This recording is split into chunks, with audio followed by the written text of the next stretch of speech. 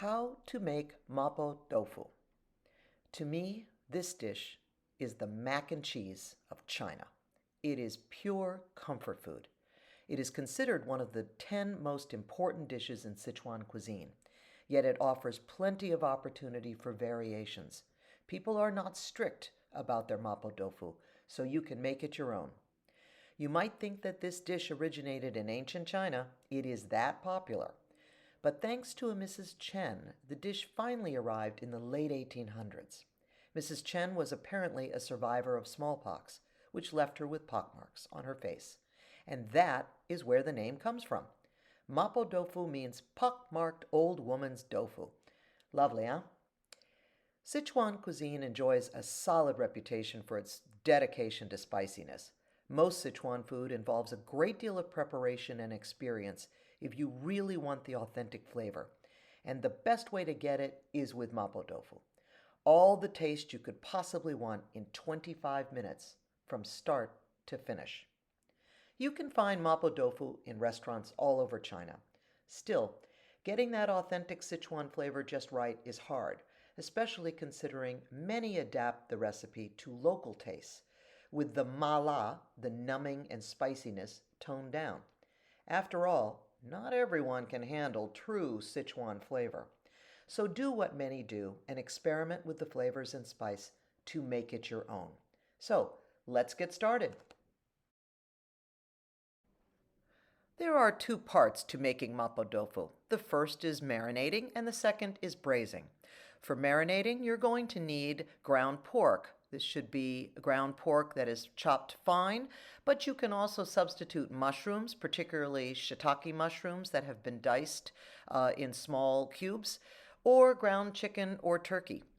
You're going to need Shaoxing wine. Shaoxing wine is the cooking wine of choice for Chinese cuisine. If you cannot find it in your area, you can use dry sherry instead. You're also going to want light soy sauce or regular soy sauce, but please do avoid dark soy sauce, which is more viscous and sweeter actually. And some minced ginger. If you cannot put your hands on fresh ginger, then try using some powdered as well, just to give the flavor. This is for the marination of the ground pork or mushrooms, chicken or turkey, whatever you choose. For braising, you're going to need Sichuan peppercorns, and those should be good quality, fresh if you can find them. You're going to want some peanut oil. I prefer peanut oil, but if you can't find peanut oil, then use a good quality vegetable oil. The next ingredient is incredibly important, and this is doubanjiang. This is the fermented broad bean paste that is the heart and soul of Mapo Tofu. My favorite brand is Pisien. You can find that on Amazon or on any of the online Asian markets. Sometimes you can also find it in the Pisien brand in particular in Asian supermarkets. But you'll find any kind of doubanjiang in an Asian supermarket as well. You're going to need some green onions. These will be chopped. And 1 block of tofu. Now, this tofu, this is one container usually in the United States. It's about 14 to 16 ounces, depending on the brand. Sometimes the tofu is in one solid block. Sometimes it's in 2 blocks in the container. Doesn't make any difference. You'll use both of them. You can have your choice. There are, different kinds of tofu. There is extra firm, firm, medium firm, and then there are the soft varieties. I would suggest that you stay away from the soft varieties as they tend to break up too quickly when cooking the Mapo Tofu. I personally tend toward extra firm or firm, but that's a texture issue. So play around, try both kinds, both kinds of firmness, and see what makes sense for you. Additionally, you're going to need some chicken stock. If you do not want to use chicken stock, if you want to keep it vegan, you can use vegetable stock or water as well. You're going to want some chili oil. This is good, important stuff.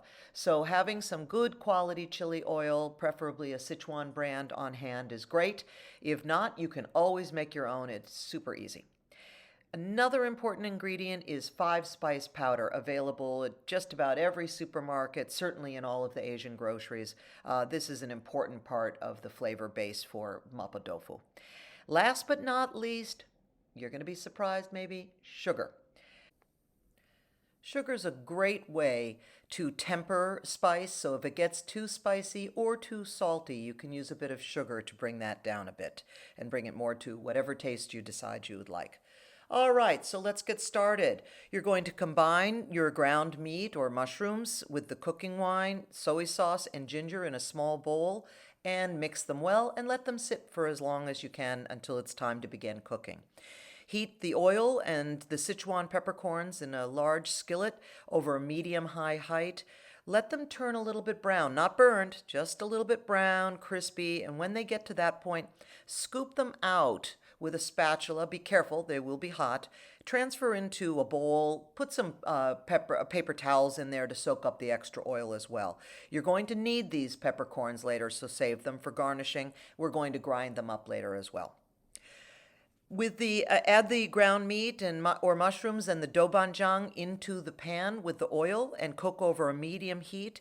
Use your spatula to keep chopping the meat up into small bits and then also making sure that the meat is evenly coated with the doubanjiang and fully cooked, especially if you're working with pork. Make sure it's fully cooked all the way through. At this point, add your chopped green onions and stir fry for about another minute. At this point, you're going to take your diced tofu and evenly spread it across the top of the ground pork. Add your chili oil and sprinkle the 5-spice powder on top and any sugar if you desire to add that as well. Then pour in the broth that you've chosen, either the chicken broth or vegetable broth or water. Add that into the pan as well and cook until you bring it to a high simmer. Little bit of a boil just to toughen up that tofu a bit, and then put it down to a lower temperature, say a medium to low heat. Let it simmer covered for about 8 to 10 minutes. Then when the sauce is finally reduced enough, you don't want it to be too soupy, but you certainly do not want it to be dry. It is meant to have a sauce. After it's simmered for about 8 to 10 minutes, then do taste it with some broth. Taste the tofu with broth so that you can see the texture of the tofu and also get a feel for the taste of the broth. Be careful, it will be hot, so just watch out and watch that spoon. You can then adjust the seasoning as needed. I have never added salt. I think you'll find that the doubanjiang is quite salty. But if it's not enough, feel free at this point to add a bit more. If it is too spicy, add some more sugar as well, or add your first batch of sugar, depending on what your decision was. Always stir carefully with a spatula. You really don't want to break up everything. You just want it to be thoroughly cooked. Now take a mortar and pestle and take the fried Sichuan peppercorns and add them to the mortar and pestle or a coffee grinder, whatever, or a spice grinder of some kind, and give them a good grind.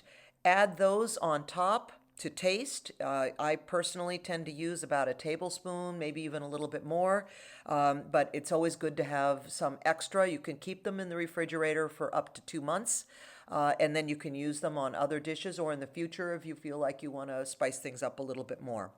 At this point, your Mapo Tofu is done, and you can enjoy it as is right away. You can keep it in the fridge, dip into it for snacks. The best way to serve it is with plain rice. Noodles are okay, but it's not really a noodle dish. It's really meant to have the rice soak up the sauce. I usually serve it with a green beside it, maybe baby bok choy or some Chinese broccoli or even some sautéed spinach. And that's it. You've got a beautiful dish. You can put a little bit of sliced scallions on top for color. You can add a little bit more of the ground peppercorns as well, but you are ready to go. That is Mapo Tofu. That is the mac and cheese of China. I hope you enjoy it.